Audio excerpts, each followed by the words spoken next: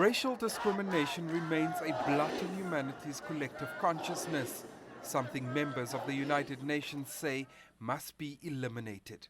Racism has poisoned our world for far too long. So, on this day, let us all commit to play our part in stamping it out, redressing the past, and building a world of equality, justice, and respect for us all. Member states gathered inside the hallowed halls of the UN General Assembly on Thursday to commemorate the day. According to the president of the UNGA, millions across the world still endure various forms of racism, racial discrimination and xenophobia, which manifests itself in sometimes subtle, sometimes violent ways. Regrettably, today's reality is heavily influenced by the legacies of past atrocities and crimes. These include colonialism, the slave trade, and slavery itself. These legacies continue to be acutely felt by people of African descent and invariably manifest themselves in the form of systemic racism in many countries around the world.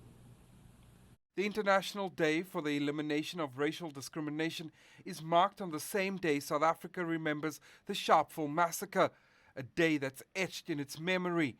Just over 60 years ago, police opened fire on demonstrators protesting apartheid, killing 69 people and wounding many more. They were protesting against a brutal apartheid system. That system was an institutionalization of the racist colonial ideology that had dominated the globe for centuries, an ideology that still shapes the world today, particularly in the racism that permeates communities and societies across the globe. It is high time we shook ourselves free. Racism, racial discrimination, xenophobia, and other forms of intolerance are everywhere around us. They are entrenched in institutions, social structures, policies, and practices.